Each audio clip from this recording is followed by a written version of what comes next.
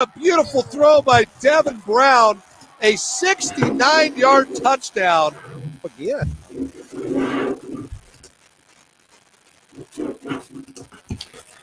Chargers can move the football here on the second What possession. is up, guys? This is Joseph. This time throwing down the sideline. Jett Meine has it, and Jett Meine is going to score on an 80-yard touchdown. Touchdown, Chargers! Excited to have you guys back. Oh my! What a dialed-up play by Eric Kerr out of the TV timeout. A terrific play, and what a great catch there by Jett Meine. Excited to have everybody here. Here's Brown looking to throw, wafts it up. Really Jett Meine has the football. Jett Meine down the sideline. Touchdown, Chargers. Oh my, what a beautiful throw by Devin Brown. A 69-yard touchdown. But honestly, we got a lot wow, of good things the game going just on. could change just like that on you. How Utah but the offense has not looked real pretty the last couple of possessions. Class. Here's a deep ball down the field to Jett Meine. Meine has it, and Meine will be brought down inside the 5-yard line. Jett Meine has been enormous tonight. He is the Falcon killer tonight. Here it's 3rd and 5. I think it'd be fun to just break down the 3-man rush this time. Right now, and move the chains, Chargers, and a couple of broken tackles. John King gets up to about the 44-yard line. Terrific catch and run. Or my apologies, that's Jett Meine. Sorry, I saw the one, thought it was a 4, but good job by Jett Meine with another big catch down. We have a really good recruiting class coming in for the Utes. I actually got this little graphic here. Let's take a look. Boom. Where is it? Okay, cool. Are you hearing me okay now? Tom, can you hear me all right now?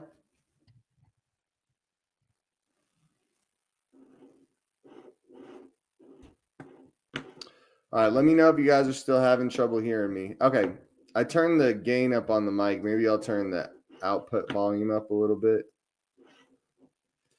Give me 1 second here. Turn the volume up a little. Yeah, it's not. Are you saying like it's just the volume is low, right? I just want to make sure. Oh, yeah, the output. Is that way better? Are you saying like it's just the volume? Can you hear me better now? Good?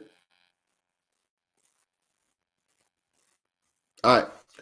I'm just going to start going then. I hope I'm coming through okay, guys. So I want to talk about the different recruits in the Utah Utes signing class here. We got a lot of good guys coming in. It should be a really exciting class. I know a lot of you guys that have been following the videos for a while have seen me talk about a lot of these guys and break down a lot of their tape. So I'm going to go ahead and as you guys come into the chat, you know, it'd be awesome is if you guys feel free to share who your top recruit is in the class you guys are most excited about. And it can't be Landon Barton. I feel like that's kind of a cop-out because he's a 5-star prospect. But if you really want it to be Landon Barton, that's fine too. So, yeah, really excited about a lot of these guys that we have coming in.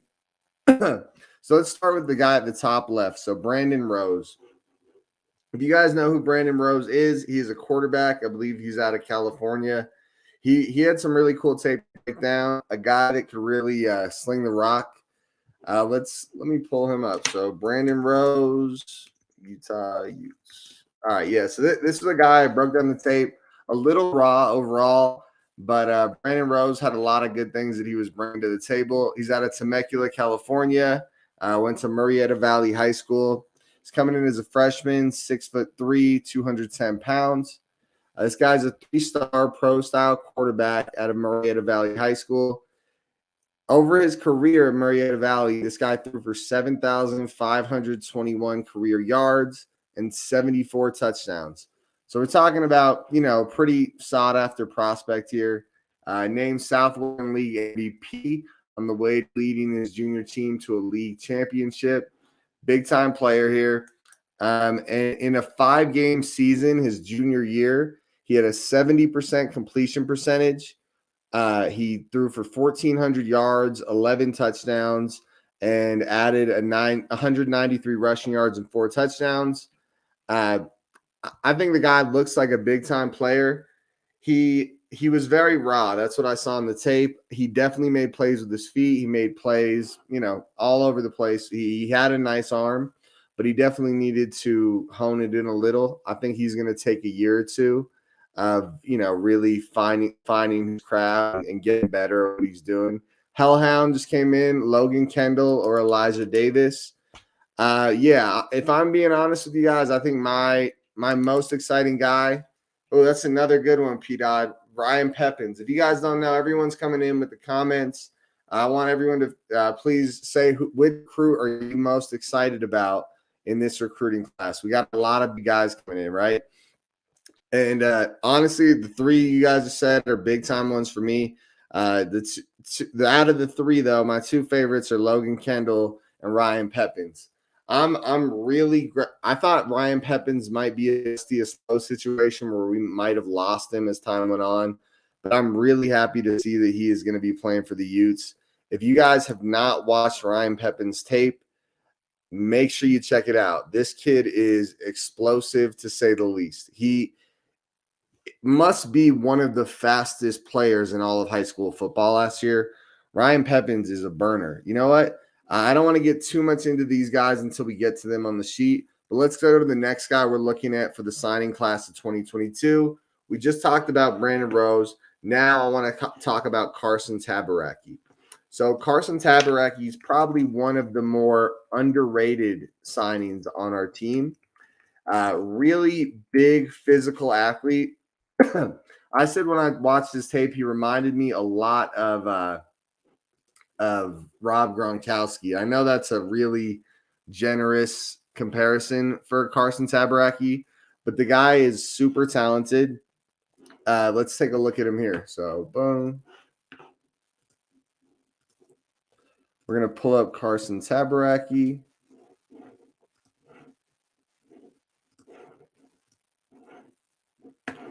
All right, cool. You guys seeing him here? All right, so Carson Tabaraki for the Utah Utes. 6'2", 219 pounds. The guy's built like a rock. He's at a Park City High School. Check him out here. So a 3-star recruit, but I really don't believe that's fair. I think if you guys have watched the tape, I think he's probably as high of a 3-star recruit as we're talking about. Kind of like a Jalen Glover, where it's a guy that, it says 3-star recruit, but are we really talking about a 3-star recruit here? Like, what are we talking about? So Carson Tabaraki, Region 6 offensive MVP in 2021, top 15 statewide in both rushing touchdowns and rushing yards, top 6 in the 5A classification in rushing touchdowns and rushing yards the senior year, ran for almost 1,200 yards the senior season, 15 touchdowns, and getting 2 receiving touchdowns. The guy is, a big-time player. I think he's someone that's going to come in and make an immediate impact. I had someone comment last night that Carson Tabaraki had listed in his Instagram bio that he was going to play linebacker for the Utes. I think that's going to be awesome. The guy's built like a brick. I think he'll be a fantastic linebacker. I really hope the Utes take advantage of what this guy brings to the table, though, and actually use him in all the different areas that he could be valuable in, right? I don't think you should just use him as a linebacker. When he gets in there for spring ball, try him out at a bunch of different spots. I think that would be really cool. The guy is very dynamic, and I think it'd be criminal not to see how far this guy can go. And P-Dot, I see your comment there. Ryan Peppins is the next Covey. Not going to argue with you, right? He's really good. And I'd say he might not be as twitchy as Covey right now, but his downhill speed is special. I mean, unless you're a 4.4 guy, you are not even getting close to this kid. I mean, I would imagine he's going to be a guy we're going to want to get out there as soon as we can, right? All right, so now we're going to keep going down the list. Chase Kennedy is the next guy. So Chase Kennedy, super big time player for us, a guy that I love the tape. So Chase Kennedy, let's pull him up here. Boom. So Chase Kennedy is, all right, let me put it on the screen. You guys hear me okay? feel free if there's any audio issues, let me know.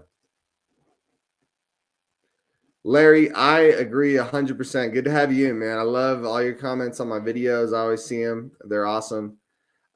So yeah, I agree. I think I would love to see Carson Tabaraki playing tight end for the Utes. I think it's a perfect fit. I wouldn't be surprised if this guy gets bigger in the next year or two. Maybe they want to see how he grows, but I think you got to put him in on offense too. He's a big time weapon. But now let's talk about the guy on the screen. So Chase Kennedy, and just to pause for a second, guys, those of you guys that are just coming in, make sure you like the video. The more likes we get, the more this video gets out to more and more people. And more people get to see it, and we grow our Utah Utes Football Digest community here. So I love talking to you guys. The more people we can bring in, the better. Let's address this real quick. P-Dod, do you know why the Washington wide receiver decommitted from us? I believe you're talking about Justice Lowe, who I really like the tape on the kid. That did suck. Or maybe because he was Oregon, I think. Justice Lowe went to Oregon. If you are talking about Justice Lowe, which is who I think you're talking about, from what I heard behind the scenes, I'm not going to tell you who told me or what happened. I heard it wasn't exactly like he just decommitted from us to go to Oregon. I've heard behind the scenes, not like I'm not going to pretend that I have deep ties into the program, but I have heard that Justice Lowe, it was a mutual divorce. We were not feeling him, and that became him not feeling us. And that's what happened there. That's really all I know, but I'm sure you guys have a similar opinion as me on that subject. If a guy's not all in on the program and the program's not all in on him, as much as the talent looks great, it might just not be a good fit, man. Utah, I think one of the things we do best is we have a really family-style atmosphere. When these players come in, they have to buy into the idea that, they're becoming a group of men together, and that's how we have a lot of success. That's how we're able to take a team with mainly 3 stars and turn them into a team that goes to the Rose Bowl, right? But yeah, I hope that answered the questions for you guys on Justice Lowe. Now I want to move on to Chase Kennedy. Honestly, definitely one of my top favorite prospects in our recruiting class. If you guys haven't checked out the tape, again, another guy that is extremely talented. So he was a 3-star recruit. He was ranked the number 11 edge rusher in all of Texas football. If you guys know anything about Texas football, it's very competitive. I think a little bit of it has to do with his size, why he's ranked 3-star. He's 6'3", 224, playing off the edge. He's a guy that's going to need to gain a little weight. But if you guys have watched his film, which you absolutely should when we get done here, if you haven't seen it yet, go watch my video breakdown on Chase Kennedy. The guy flies off the edge. He is seriously an animal and a guy that brings an explosiveness to our pass rush that we don't always have, right? Especially with us losing Devin Lloyd this next year. We don't always have the explosiveness. Check it out. He had 18 tackles for loss, 6 forced fumbles, 2 defensive touchdowns in the 2021 regular season. They reached the SPC 4A championship. The guy just, honestly, he's a beast, very athletic player, and a very exciting guy to bring into the room. I don't think he's going to be an every down player for us right away, but I do see him being a guy that we get some reps right away. He's going to be definitely at least a pass rush weapon early on, even as quickly as his freshman year. So really cool there. So that was Chase Kennedy. And now let's talk about the next player. So the next player is Chris Reed. That's a throwback. Chris Reed was the first player that I ever made one of my recruiting videos on. So that was a fun one, and I really enjoyed it. Let's pull up Chris Reed here. Boom.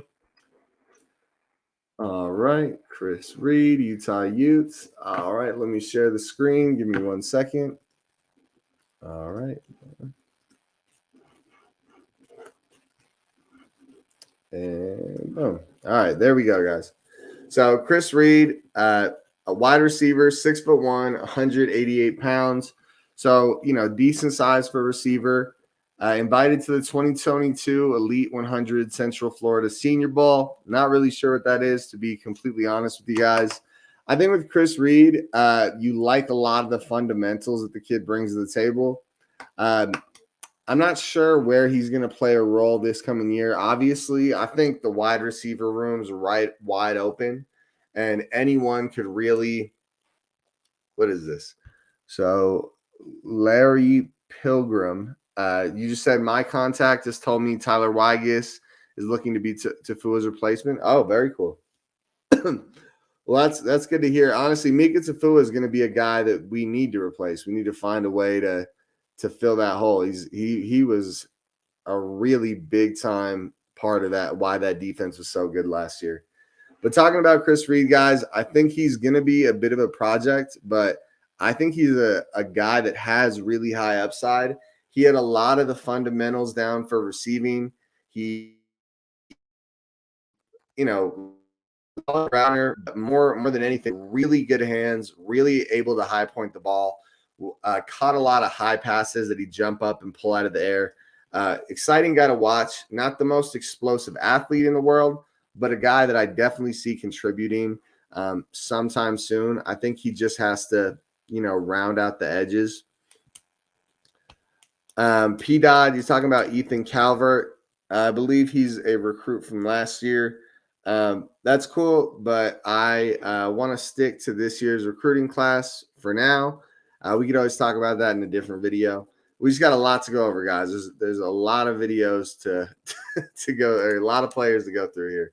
But make sure you guys that are watching, make sure you guys like the video. I hope you guys are enjoying it so far.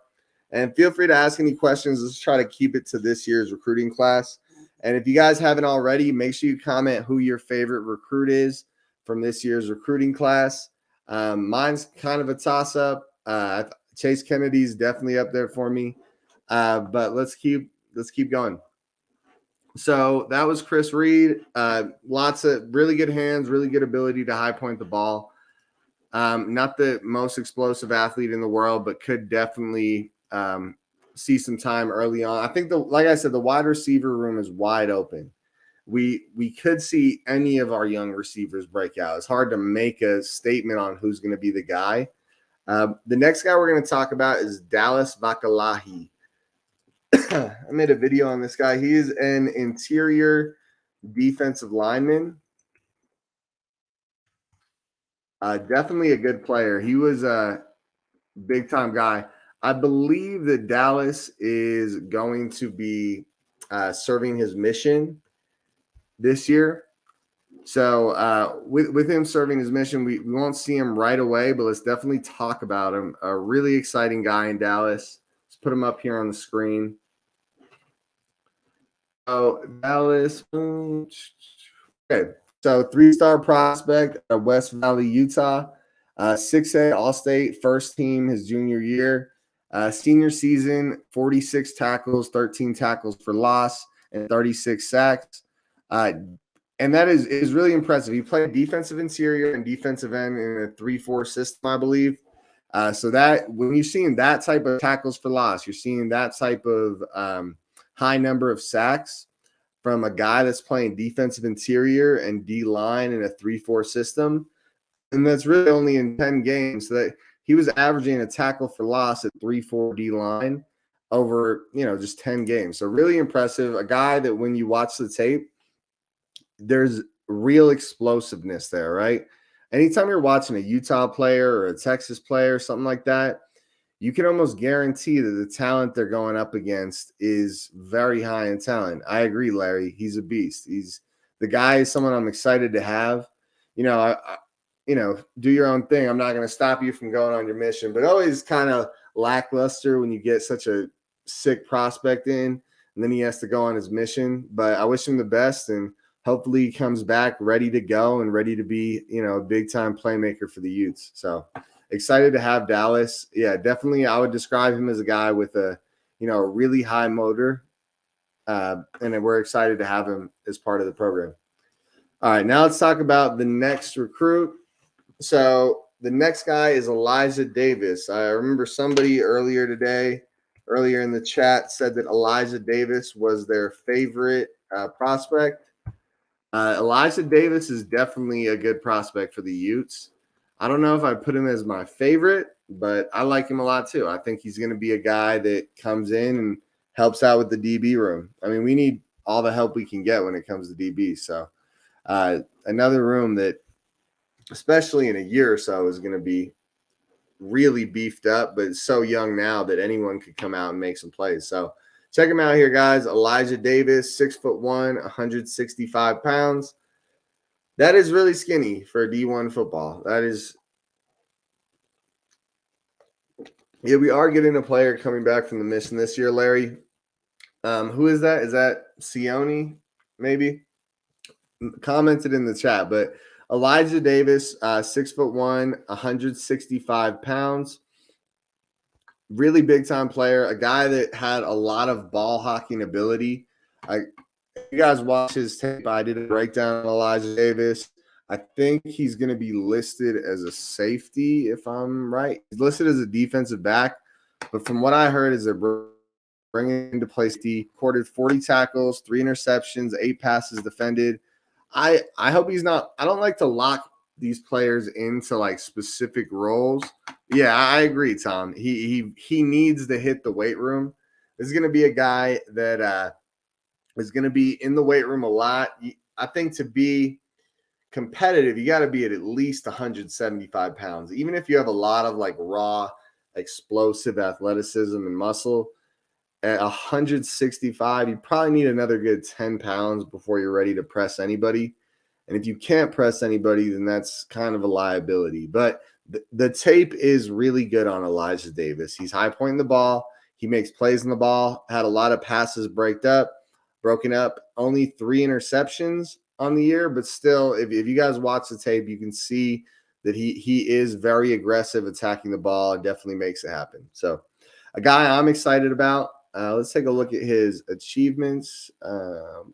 Track and field. Sounds like he's been playing varsity football since his sophomore year. It's kind of standard, though, right? If you're going to play D1 football, it's usually pretty clear, not clear, pretty clear early on in your high school career that you're going to be, a special player. So now let's go on to our next recruit. The next guy we're talking about is Jalen Glover. This guy is definitely up there as one of my favorite recruits. Big time playmaker, Jalen Glover. Let's go ahead and pull him up here. Boom. Anyone else in the chat feel like Jalen Glover could be the best player from this recruiting class if it all shakes out? I'm not saying he will be, but if you guys have watched him, I remember when I watched his tape and it was saying that he was a 3-star prospect. I was like, there's no way. And he has been recently upgraded to a 4-star prospect. But the kid, Tom, the kid is a beast. Jalen Glover, if you guys haven't watched it, he's 5'8", 211 pounds, and he's jacked, and he hits the hole with an attitude. The guy runs people over, and he makes people look like they don't belong on the field with him. And he has – I don't know if he has the greatest downhill speed in the world, but the guy is not slow, right? The guy is not slow at all. He has that football speed, right? He has this ability to really just gun it, hit 1,000 miles per hour between that 0 and 20 yards, just racks up yards between there. And that's why he's able to, fly past guys that might actually be faster than him and gain so much ground with his acceleration before they're really even getting to full speed. P-Dot, do I think he could be better than Zach Moss? Maybe. I think the question about who could be better than Zach Moss is Tavion Thomas. I think it's a real question. Is Tavion Thomas already better than Zach Moss? I'm not going to say he is or isn't, but Tavion is really special, right? What does it say? Dude, has been so drilled. Yeah. Tavion or Jalen Glover is a monster. He's a guy that hits hard, and he could be playing linebacker if you really wanted to. He's a super athlete, and he's not afraid to just smack people in the mouth. This guy's got a list of accomplishments. Let's take a look. Class 6A Player of the Year in Florida. Lakeland Ledger's All-County Big School Offensive Player of the Year. First team All-State his junior year. 272 carries for 2,073 yards, 7.6 yards per carry. Guys, this is in 6A football. 7.6 yards per carry in 6A football. Rushing for over 100-plus yards per game, 2,000 yards his senior year. Just a beast. Broke the record for single-game rushing touchdowns for his school in 2021, scoring 7 on 21 carries and 295 yards in the state playoffs. Big-time player, guys. He's a guy that if you guys – I can't imagine if you guys are watching my videos that you wouldn't know who Jalen Glover is. But with that, guys, just to yeah, I agree. I think that's Scott. I think that's a fun topic. Is that a lot of the time with the recruits, they bring in other recruits, right? And they kind of hype them up and give them that family atmosphere. Dark Soldier, what's up, man? Thanks for following over. We were chatting in the Jets chat the other night. Thanks for hopping on the video. But yeah, I agree, Scott. He's definitely embraced the culture. Hey, all you guys that are just hopping on, make sure you like the video. It gets it out there to more Utes fans and just brings more people to the community. And it makes these live videos more fun. It makes me want to do more of them. So make sure you guys like the videos. And with that stuff, we were just talking about Jalen Glover, a really big-time player for the Utes, a guy that I really expect. One thing I want to do that I keep forgetting to do is at the end of each of these prospects, I want to take a guess on what we're going to see from them next year. Are they depth? Are they a starter? Are they, rotational guy? I think Jalen Glover is a rotational guy on our team as of next year. So I think we're going to see him get, at least like anywhere from 5 to 10 carries a game. I think he's going to be a guy we're going to want to get in there, dispel Tavion Thomas a little bit and just, have that power run game still. I moved to Florida last year from Utah, going to make it to the – oh, that's awesome, Larry. That's awesome, man. Be out there, be loud. That's going to be a fun one. Imagine if we come out of that game with a win against Florida. How awesome would that be? But anyways, and yeah, imagine where we'll be nationally if we beat Florida, which I honestly think we're the favorite to beat Florida. But Jalen Glover is a big-time prospect, guys, a guy that you guys should be excited about if you're not already. Big-time prospect. And on that note, let's move to the next guy. Oh, and like I said, I think he's going to be a rotational guy, but it's most schools he's not a rotational guy, right? Most schools, Jalen Glover is a big-time star and is the number one back probably midway through his freshman year. It just happens to be that we are an extremely good school, an extremely good school for running the football. Yeah, I agree, Scott. He's been shouting out everybody and couldn't be happier with what he's brought to the program. And a guy like that, imagine, if he goes pro eventually, what kind of publicity he'll bring to Utah and be shouting out us on the national stage. That'd be awesome. So let's talk about the next guy. So we're going to be looking at Joclyn Malaska. I had his mom message me on Twitter, and I think it's not pronounced Joclyn, it's Joclyn. I think, I'm not positive, but let's take a look. All right, so let's check out the next guy. Yeah, Ricky Parks is in the fold too, but I don't know if I don't know. I guess we got to see, right? Like, because if you would have asked me at the beginning of the year, was Tavion Thomas going to be one of the best running backs Utah's ever seen, I would have told you no. But we all saw how that turned out. I would imagine with the running back room, it's going to be a little more about, people showing that they deserve their role, if that makes sense, guys. All right. So Joclyn Malaska, 3-star recruit out of Bethany High School in Oklahoma. Guy that looks really good. So I think they have him listed as a corner. I think that's the idea with him. really good player. So totaled 93 receptions for 1148 yards, and he snagged 7 interceptions, 18 pass deflections. 54 of his 107 tackles came during his senior year. Yeah, he was really good. If you guys don't know about Joclyn, Malaska, I love that we're adding like young, talented guys to this DB room. I like taking shots there and seeing what happens. Sometimes it just clicks for DBs and they slowly start to become really good players. Definitely a guy that I'm excited about.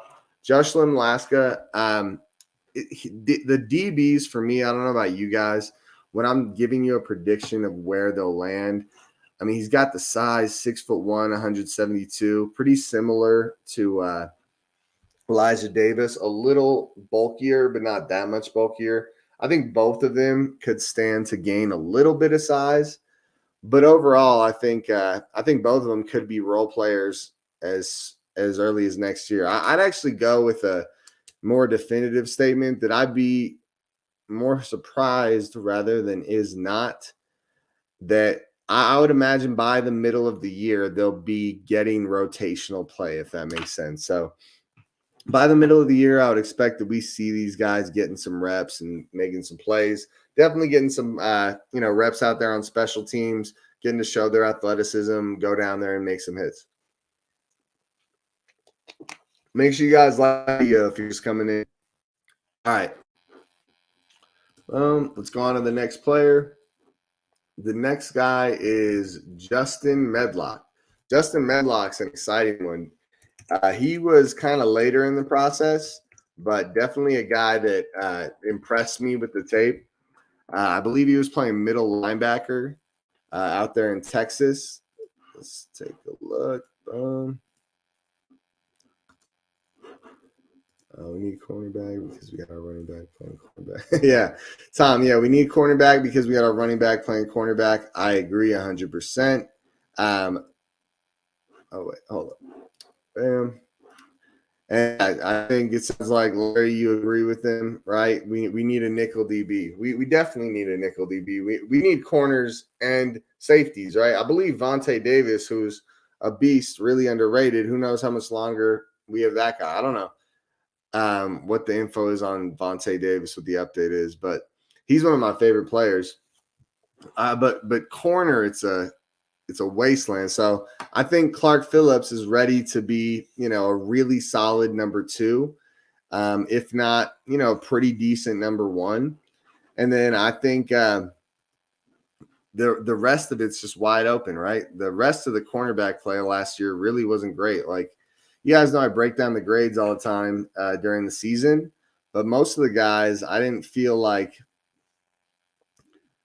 their grades were really about coverage. When you looked at it, they had some okay grades, but it was about them being run stoppers, which is important, especially in our style of defense. But as a corner, like, if you're getting burned and you're good in the run, you're not a corner, you're just another linebacker. Like, you need actual corners. And if you don't have them, then what happens to us against Ohio State happened, right? Our corners weren't even in the ballgame. Yeah, we had a running back playing corner. That's definitely something to take into account. But, oh, damn. Okay, so Vontae Davis is out officially. I think I was aware of that. I just didn't want to make a statement on it. So definitely a guy that sucks to have him out. Hopefully he gets drafted. He would definitely be a big-time player. But with that, Justin Medlock, guys, so the guy is 6 foot, 213 pounds.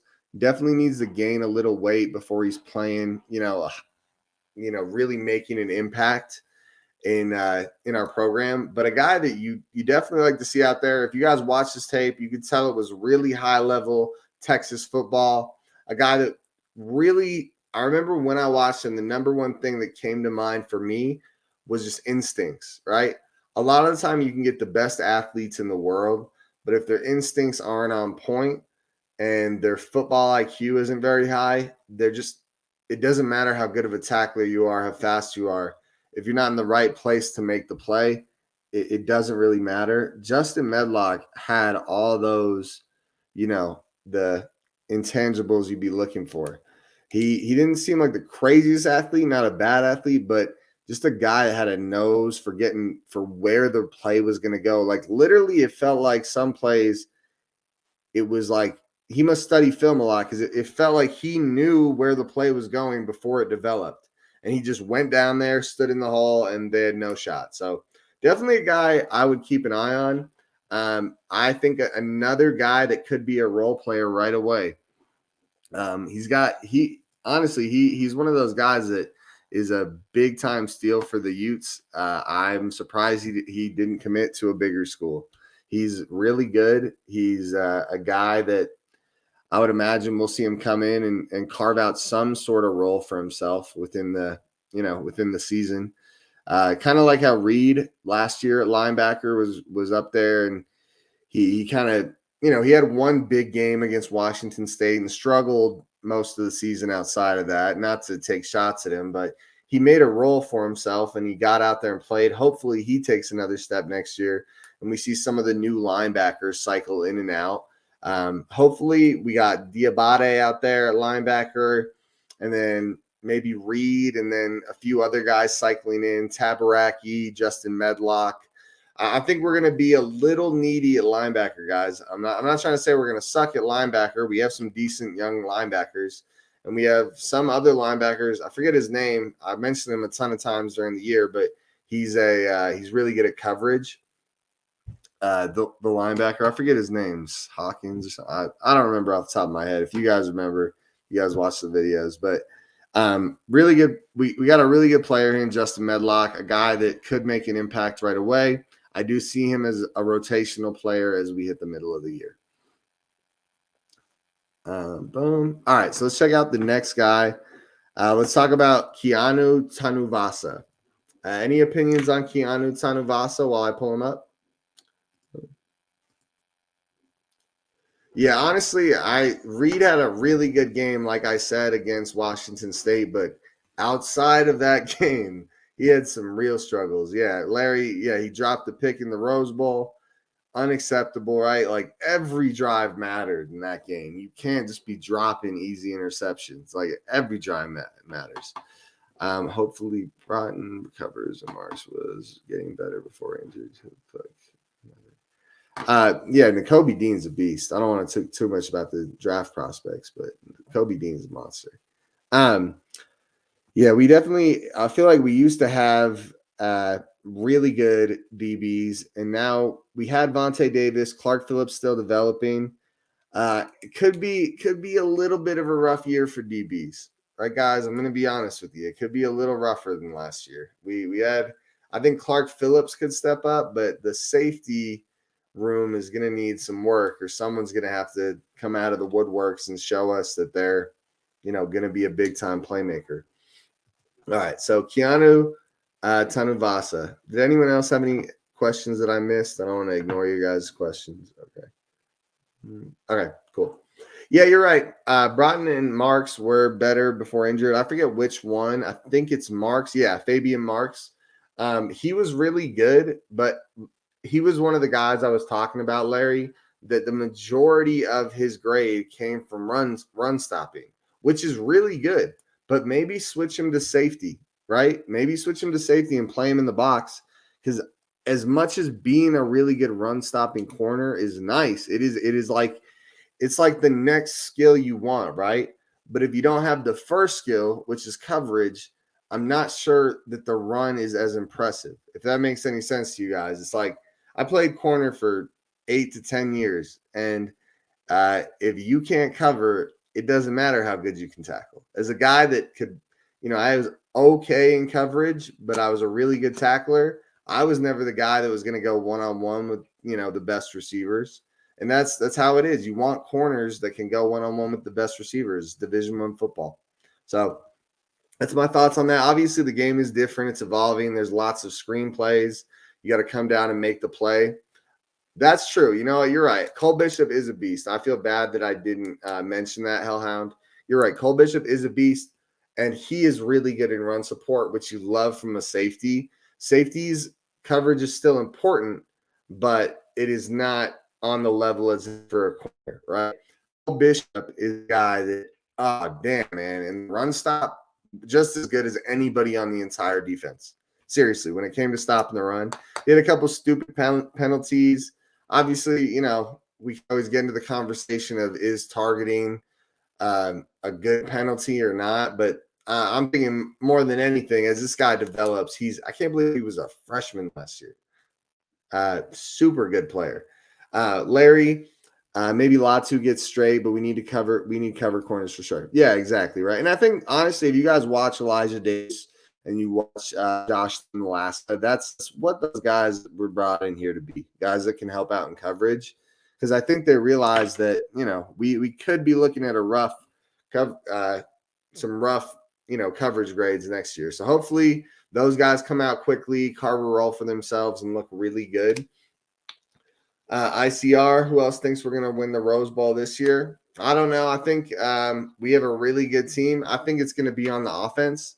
I think we have a really good offense. What does that offensive line look like this year? Do some people step up to replace like a Bam Olaseni? I think we definitely could. I don't see why we couldn't. I think the Pac-12 is wide open. Obviously, the freaking USC looking pretty good, guys. Good. And yeah, you just bring in a bunch of talent, just snap fingers. But let's be honest, guys. A lot of that talent was already together over at Oklahoma. So they could be a mean team next year. So hopefully we're ready to come in and really fight with them, because they're probably going to be a damn good team. So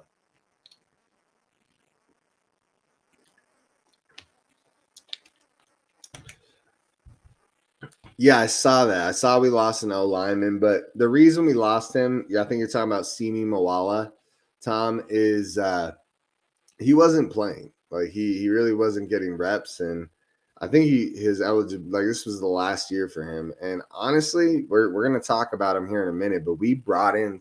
You guys are distracting me with all the roster questions. I got a whole list of guys to go through. I think his offense is going to be fantastic next year. I think his defense is still going to be young, but has a lot of upside. But I think his offense could be one of the best offenses in all of college football, especially if some of these young receivers step up and make it happen. All right, so Keanu Tanuvasa, let's talk about him. All right, boom. Keanu. All right, let's put them up on the screen. Hey, if you guys are just jumping in, make sure you guys like the video and subscribe to the channel. Really glad to have all you guys here. If you guys like talking Utes football, that's what we do. That's what I enjoy doing. And feel free to hop into the chat. If you're not chatting yet and you want to say something, feel free to chime in with who your favorite recruit is out of this recruiting class. I know there's a lot of really good guys, and I'd love to hear your opinion. So let's talk about Keanu Tanuvasa, D lineman, really, thick kids, 6'3", 268 as a freshman, right? And I would imagine over this offseason, we could see him bulk up even a little more. A guy that's, sound fundamental football, played in the Polynesian Bowl in 2020, basketball player. I think one of the cool things when you see a guy played basketball before is obviously it's not a prerequisite that you have to play basketball before you play D1 football, right? But you look at a guy like Drake London, right? I think a lot of guys that come from basketball have really good body control. If you ever watch basketball, their ability to change direction and change angles while they're in the air and use all their different limbs to make plays on that ball. It is pretty impressive, and it does translate well to football. I think we're not going to know too much about him until he gets out there and makes some plays, Keanu, but let's hope he gets out there. I think right now the D-line room is another area that is wide open.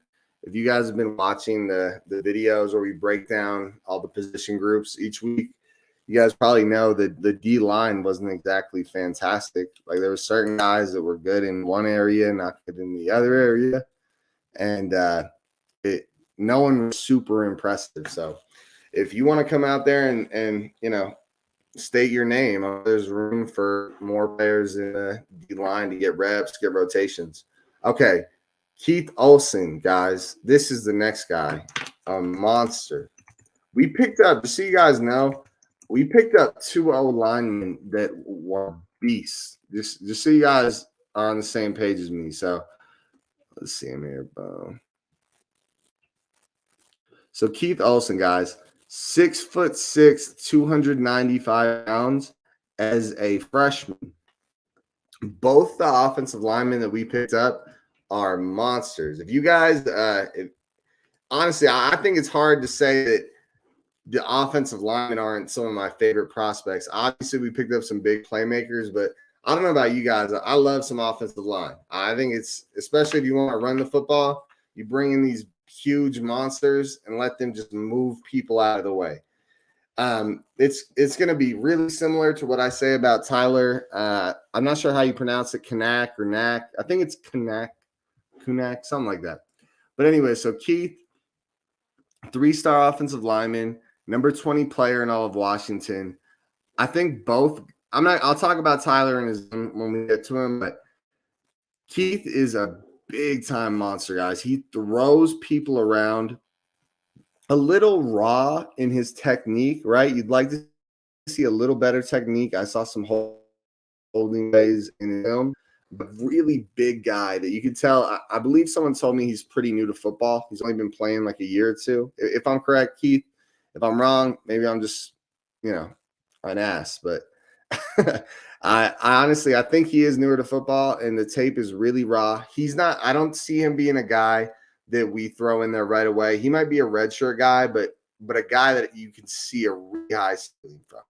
And that I wouldn't be surprised if he is one of our starting linemen in the next few seasons.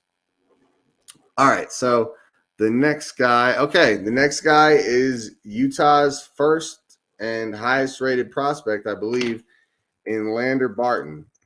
Anyone out there excited about Lander Barton? Let's take a look. Man. All right. Lander Barton. So Lander Barton is, I think he's Cody Barton's brother, maybe. Really good football player, guys. Sometimes you watch 6'4", 221. Yo, that's crazy. He's a freshman coming in like that. All right. So sometimes you watch a guy's tape, and he's good, right? But his tape almost doesn't feel impressive. I don't know if you guys found this with Lander's tape, but he's so good that he's better than everyone else that it really almost doesn't even look impressive. He doesn't look overly athletic because he's just there every time. He doesn't really even need to try that hard. He was the best player on the field in every game he played in, and it was really clear. That's how I felt when I watched Lander Barton's tape. I didn't even mention him when I was talking about the linebackers. Yeah, this guy's going to be, I want to say a starter quickly. I don't know if that means sophomore year or if that's midway through his freshman year, but a guy that's going to be a playmaker for the Utes very quickly. He's a guy that you should be excited about. It puts us on the national stage, especially that he went to the All-American game and showed out the way he did. Really, it's a good look for the Utes that we're able to pull in these type of guys. And I'm sure he's going to be a guy, he's going to be a force in this defense. He's absolutely rotating in very often, but the high side could be that, week one, he could be a starter. I doubt week one, but absolutely rotating in by week 2 or 3, and can see him being a starter by the middle of the season. So you guys should be really excited about Lander. Brian Ankrum says, we really see the impact of the Rose Bowl game in the class of 23. It's just going to get better. Honestly, a lot of these guys, Brian, were here before we went to the Rose Bowl. I think it's our program's been killing it for a few years. Like, we've had a few really good seasons back to back, or over like a 4-year period, and I think people recognize it and they say, I can go to this team. They develop offensive line really well. If I'm a running back, I know I'm going to have a really good offensive line to run behind. Yep, Larry. Yep. I don't know if he's a day one starter. Hopefully. I hope he is. But I think he'll be a starter very soon. He's a very talented guy, a lot of upside and a lot of technique he's bringing in right away. So I wouldn't be shocked at all, Larry, if he's a day one starter. And with that, though, yeah, I think this season is just going to cement it more. I wouldn't be surprised if, I hope we have a much better, like we, go to the national championship and win the national championship or, win the college football playoff.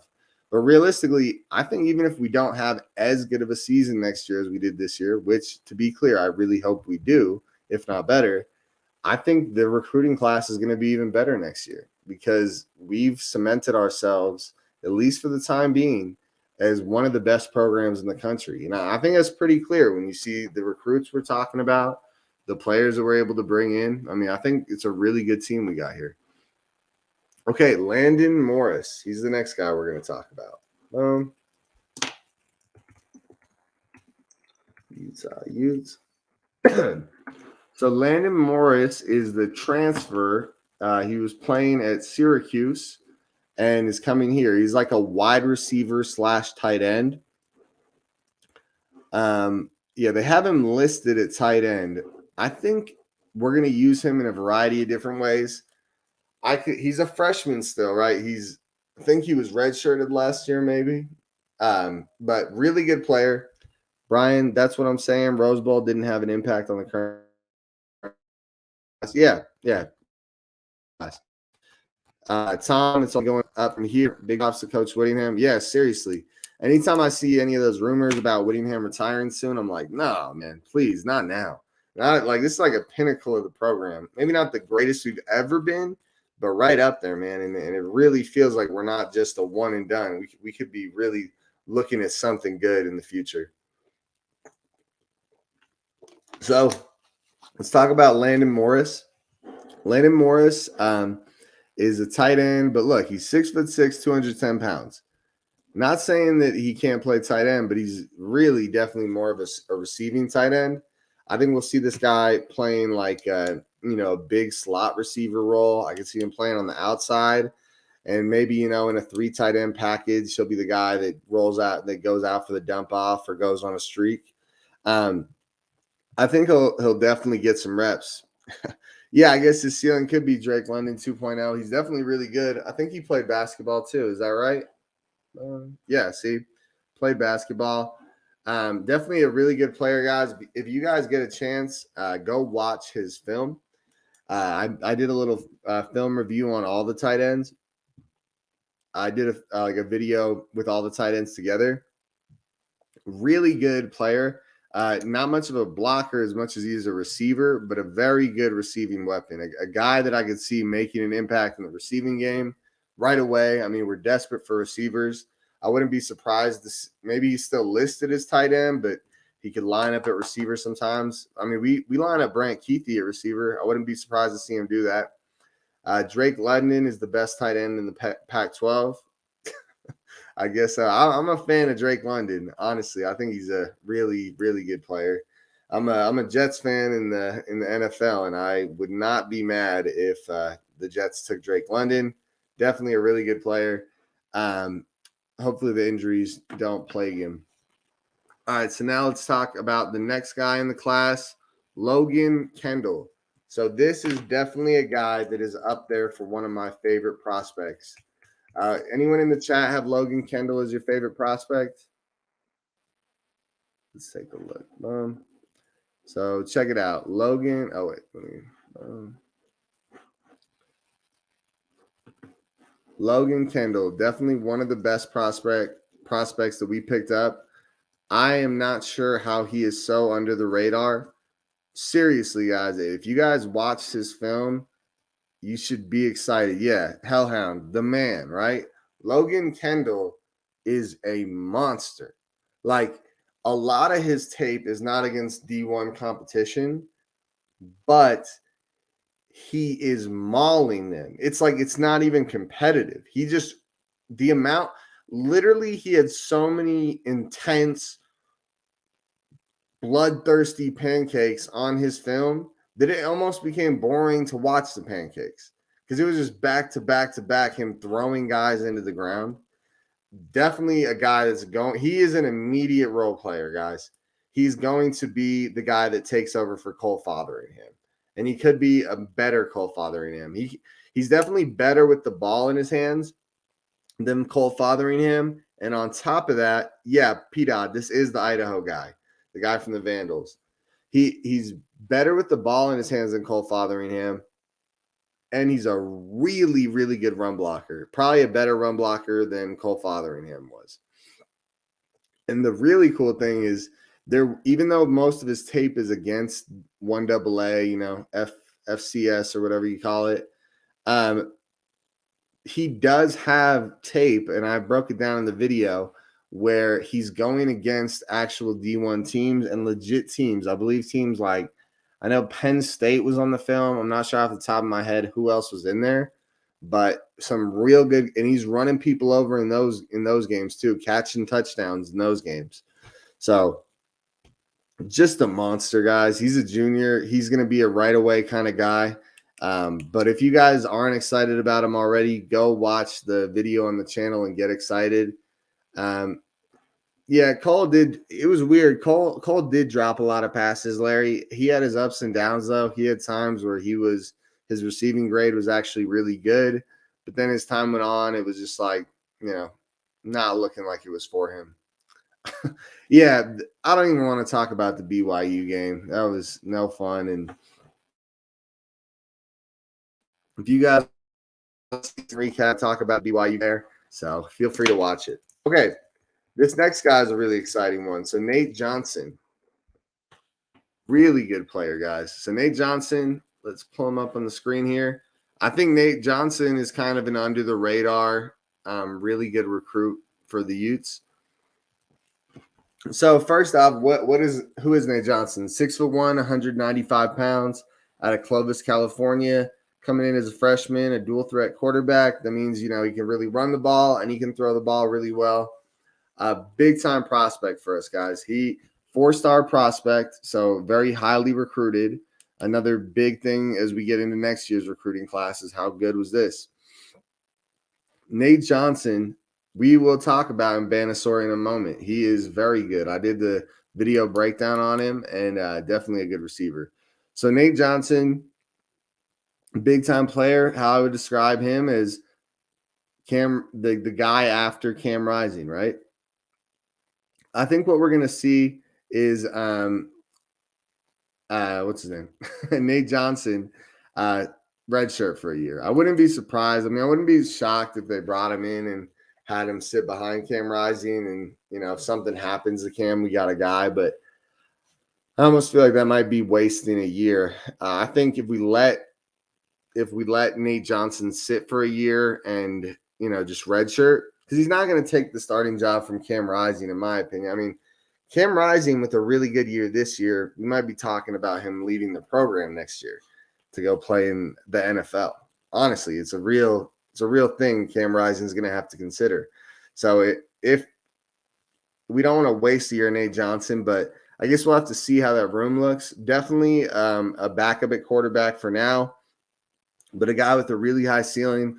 That's kind of how it goes at quarterback, right? You're either the guy right now or you're not the guy right now. Nate Johnson is very exciting, Larry, and could be really good. Yeah, I agree, P-Dot. And I think that's why we gotta mold the team for him, and when he's ready to be the playmaker, that we get him out there and make it happen.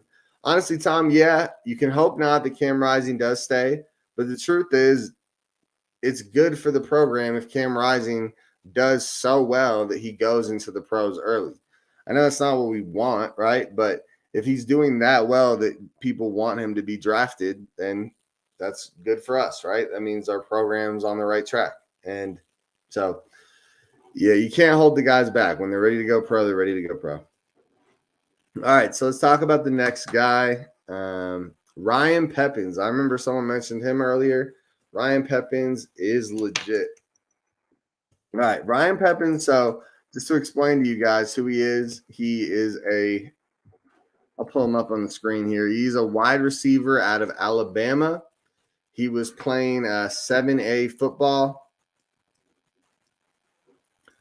Oh, you guys still talking about and just so you guys know, it's annoying that Costelli transferred, a guy I was excited about.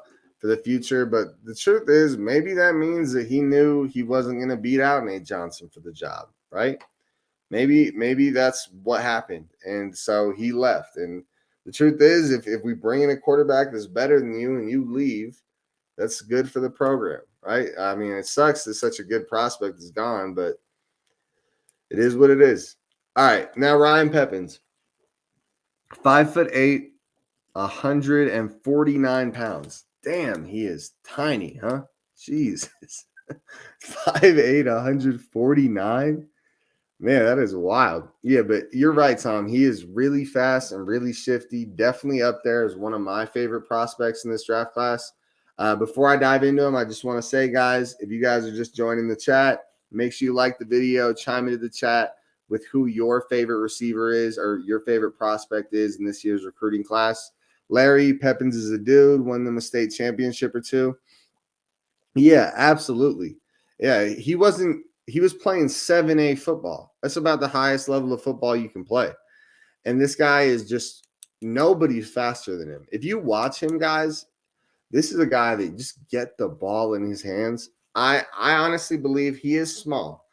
I could see if in training camp it looks like it's a problem that they could, pull him back a little and want him to, gain some weight. They'll probably put some weight on him right away either way. But if it's a real problem, maybe they'll sit him for a little while. But I could see this guy being an immediate impact player. Ryan Peppins is so damn good, so damn athletic, and really has breakaway speed. Get the ball in his hands. Work this kid in on screens, right? Have Logan Kendall go out there in the flat and run somebody over, throw Peppins the ball, and let him just book it upfield and use the burners. I mean, this kid is legit fast. We're talking like low 4.3s.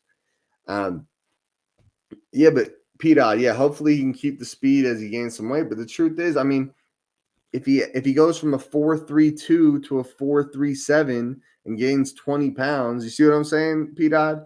It's like he's still insanely fast, right? He's a really good player and someone you guys should be really excited about. Let's look at his accomplishments real quick. Recorded 80 catches, 1,300, almost 1,400 yards, and 23 touchdowns as a senior. The kid is a beast and did it almost as impressively as a junior in 2020. Just so you guys know, he's probably the only reason he's a 3-star prospect is that size. The kid is a steal. Probably one of the fastest players, most explosive players that we've ever gotten in this program. You're right, Brian. We reloaded with Covey with Peppins, and he's faster, way faster. This kid is like elite speed. I keep harping on it, but it really is true. This guy is one of the fastest players we've ever had in this program. So that's Ryan Peppins, guys. Someone to be really excited about and is probably going to be a big playmaker right away. All right, Kao. Let's check out the next guy. So Kao Akana. So this guy, he actually got upgraded to a 4-star prospect, I believe, by the time everything was said and done. Mm-hmm. All right, let's pull up. Anyone out there have any thoughts on this guy? I actually never made a recruiting video on him, but I did watch his tape. I did like it. Looked a little raw to me. I don't know how you guys felt about him. Looked a little raw.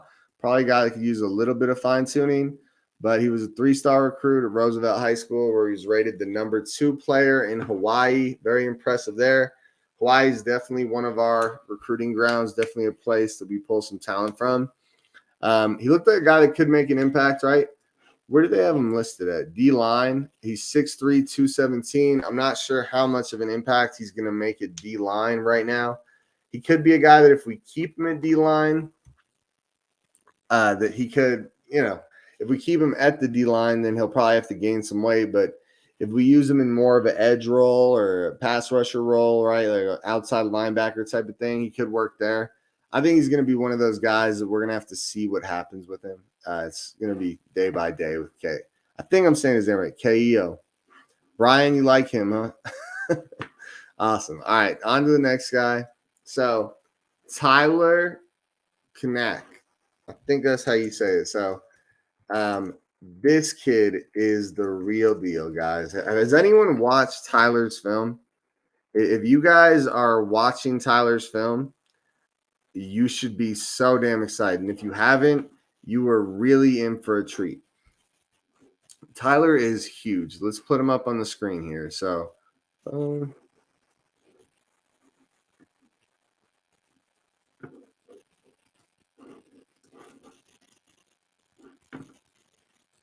right, check him out. Tyler Knaak, 6'6", 316 pounds out of Cottonwood Heights.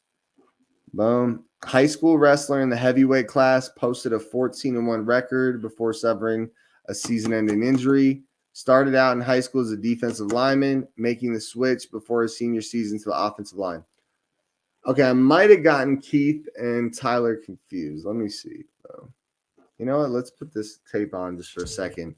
It might come up kind of bad on you guys then. Oh, gosh. Sometimes the tape those are my go-tos. Lags pretty hard. Here's your new go-to. Take a look. This is a prank, is what that is. I'm not where it. Remember, there's only one jockey. There's only one jockey. All right, let me take a look at the film. I'll know which guy I'm talking about once I see it.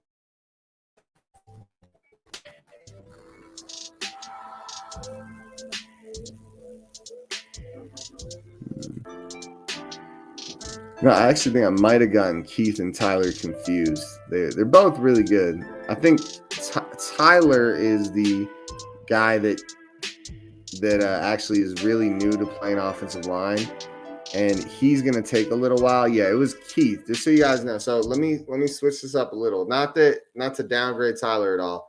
So Tyler is actually the one that's more raw to playing offensive line that could sit for a little while. Keith Olsen, go back and watch his video. Tyler's really good too, but Keith Olsen is like Tyler in the huge specimen and throws people around, but he's got the technique to do it too. Seriously, both guys should be really good, but Keith is the guy that Tyler is the guy I think could sit for about a year before he really starts to mold into a great offensive lineman. Keith could be really good right away. Keith's actually a guy that I could see starting in the interior of the offensive line, or at least getting some rotational reps his freshman year. So exciting stuff. All right. If you guys are just tuning in, make sure you guys like the video and feel free to comment in the chat who your favorite recruit is. And glad to have you here. All right. The next guy we're going to talk about. Oh, someone brought him up in the chat a minute ago. I think it was Brian. Sydney and Benasour. Let's check him out.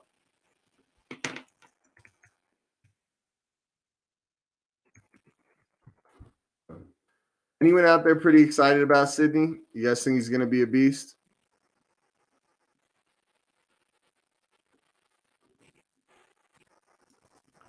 So just so you guys know, one thing about Sydney is they don't have him on the Utes site right now, and I think that's because he just signed today.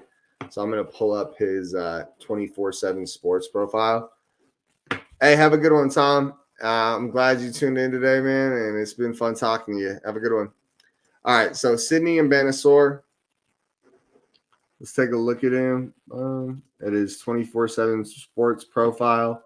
6'5", 200 pounds. He's listed as a tight end, funny enough. Definitely is going to need to put on a little weight to play tight end. So with Sydney, I noticed a few things when I watched his tape. Definitely a good player, a guy that's going to be a playmaker as he develops. Check him out here. Boom. Very fast. So one thing, I wish I could see. Yeah, he's really fast and he goes downhill.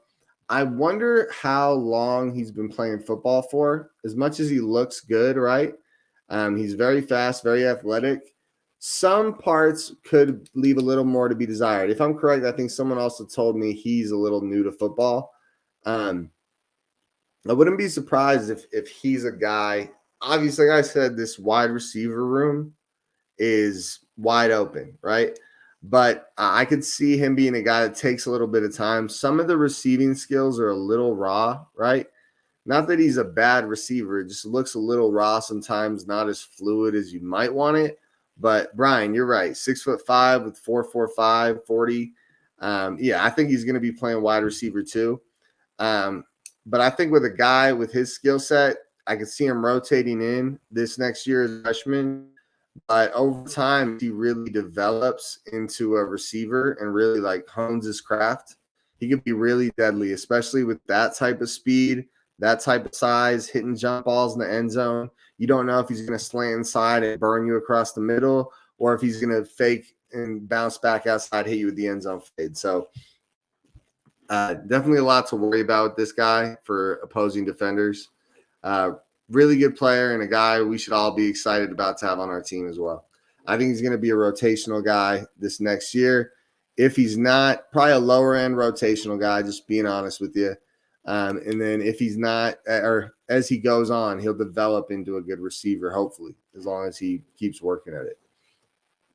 All right, so now let's talk about the two new kids. We also have a long snapper.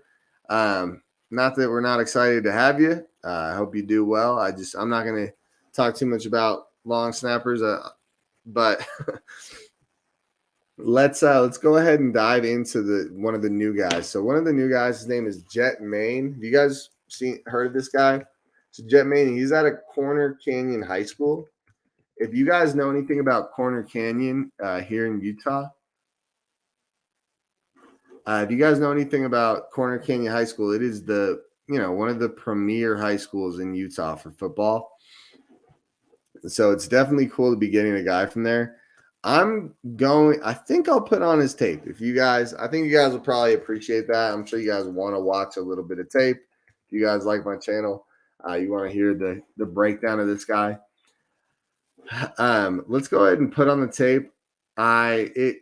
It could be really laggy. That's why I haven't been putting on too much video for you guys. If it gets too laggy, we'll take it down. But let's go ahead and start watching the tape here. So boom.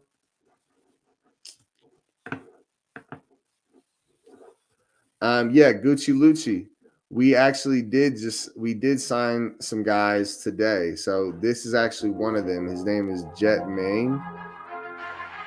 Check him out here. So I'm going to full screen it. It might get laggy. Let's see what happens, guys. So if it gets too laggy, I'll turn it off. But check him out. So this is Jett Meine. He's a wide receiver at Corner Canyon High School. This is one of the premier high schools in Utah. This is where, what's his name? Zach Wilson is from Corner Canyon. Jackson Dart, who just transferred from USC to Ole Miss, is from Corner Canyon. It's cool that we're opening the door. We don't get enough Corner Canyon guys, and they're kind of right in our own backyard. It's a really good school. Yeah, it's wild. Yeah, that's a really good point, Brian. One thing I saw about Jett Meine is he actually was he was a preferred walk-on for us, and he was higher than 7 of the scholarship players. He was rated higher than 7 of the scholarship players for BYU. Yeah, you guys see what I'm talking about here? At least we got to watch tape for a minute. It's kind of coming through pretty damn laggy, huh? All right. But a couple things about Jett. Obviously, had a really good quarterback throwing him the ball. He had a really good quarterback throwing him the ball. But the guy, I would describe him as reliable. Like a really reliable guy, not in a bad way, a really good thing. The guy you could throw him a jump ball. You could hit him with the deep route the deep out route, 25 yards down the field. You could throw like what's on the screen right now. He threw a fade into double coverage, knew his guy was going to be in the perfect position to catch the ball. Obviously, he had a really good quarterback, but he'll have a really good quarterback at Utah too, and Cam Rising. So that guy, Jett Meine, is a really exciting guy that we're bringing into the fold. If you guys haven't watched this video, go check it out. It'll be a little less laggy than what we've got on here. But a really good player, a guy that I'm excited about. Not a super athlete, but very, an athletic guy with a lot of real football skills. I actually, looking at his tape and what he kind of brings to the table, considering how wide open the receiver room is right now, he could be a dark horse as a rotational player in this offense. As for a preferred walk-on freshman to be a rotational player, that's pretty wild. But, I mean, honestly, it could definitely happen. The receiving room is wide open. I don't see why this guy couldn't. He doesn't have a lot of development to do. I mean, I'm sure he'll get better, but he has a lot of the skills you look for in a receiver right now. There's no reason he couldn't be an immediate impact player. So, all right, now let's talk about Lukas Hyde. Lukas Hyde is the other guy that we picked up today.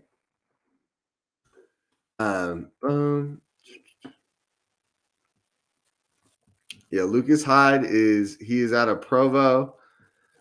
Am I the only one that I like it a little more when we get people out of Provo, because that's BYU's hunting ground, and so when we can grab a guy out of Provo, it's just a little extra special to me. I don't know about you guys, but for me, it's just a little extra.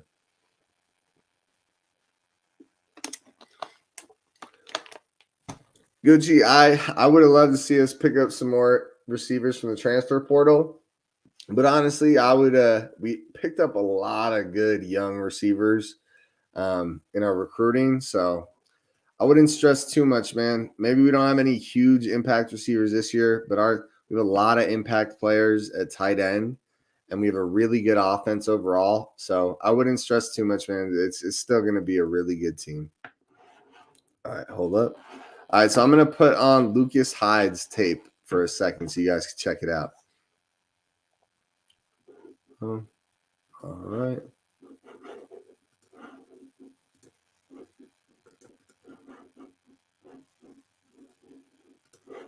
All right, here we go. Lukas Hyde's tape. Bam.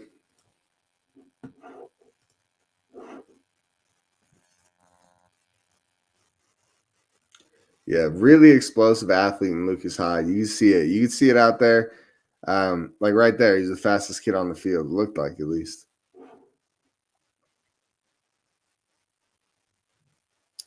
Oh, wow. That was clean, huh? Look at his ability to position his body in the back of that end zone there and just high point that ball.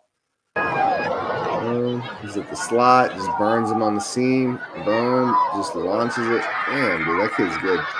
Very athletic guy. You should be excited that we're bringing in, huh? Like, check it out. We brought in two really – I think that just proves the point even more, Gucci. We brought in like 5 or 6 young, really talented receivers.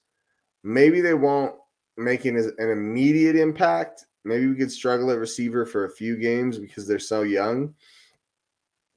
But I'm going to be shocked if we don't get 1 or 2 gems out of that group of 6, right? Chris Reed, Jett Meine, Tao Johnson. I'm trying to think of all their names. Lukas Hyde. We have Ryan Peppins. Landon Morris is a tight end / receiver. I mean, a lot of guys that could come in and make an impact at receiver. Honestly, man, I get where you're coming from, but I wouldn't stress. I'd love us to get another receiver from the transfer portal. And Larry, I'd love us to get another DB from the transfer portal. I'd actually probably agree with Larry a little more that our more glaring need would be a DB from the transfer portal. It's kind of why I was telling you guys, I think this is going to be a really good offense next year, but I think this defense right now could be a little up in the air. It's just like in the NFL, you can't plan on a rookie being a playmaker right away. It's kind of the same in college football, right? When you're playing in the Power 5, you can't bank on the fact that a freshman is going to be an immediate impact player. You hope they are, but they could take a year or two to really, have a smooth transition. That's why I'm saying I think as we get into week 3 to 5, we'll see some of these young receivers start to shine and start to, carve out a role in this offense. Yeah. But on that note, guys, I am about to get out of here. This has been so fun. I'm going to stay on for a couple more minutes. If you guys have any specific questions that might not relate to the topic of the video or whatever, feel free to ask them. I would love to answer them for you. So feel free if you guys have any questions. And while I wait to see if you guys have any questions, if anyone is in here that has not liked the video yet, please do. And please comment who your favorite recruit prospect is that we picked up. And if you do agree with some of my opinions on some of these guys, or you feel a little differently. I think we have a great community here, guys. I think this is something lacking on YouTube. Well, Gucci, so Nate is the only one that's going to be there. Costelli is actually gone. Hey, P-Dot, I appreciate you guys watching, man. Hellhound. Hey, thank you for tuning in, guys. Seriously, it means a lot, and I like doing these videos. I hope you guys keep tuning in. The weather in Utah today sucked. I had a dentist appointment 5 minutes from my house, and it took 30 minutes to get there because there was like a really bad snowstorm this morning. By the time I was on the road, it wasn't bad. Like, it wasn't snowing anymore, but they didn't plow for a while. I'm sure the rest of you guys in Utah hit that snowstorm. And then I was supposed to take off from work today, or at least do like a half day from work because I'm working the weekend too. But we had so many people that couldn't make it in because of the snowstorm. So sometimes you got to tough it out and just make it happen. So that's been my day. Thanks for tuning in, Brian. Yeah, Gucci, I forget where Costelli went, but you can check it out. All right, guys. Well, if that is it, it has been a pleasure talking to you guys tonight. Thanks so much. I'm sure we'll do it again soon. And sorry I had such a drought on the videos. It was like a month without the videos. So thanks a lot to you guys for still being here and still being a part of the channel. Have a good one, guys. Make sure you like the video before you leave. Bye, guys. Go Utes.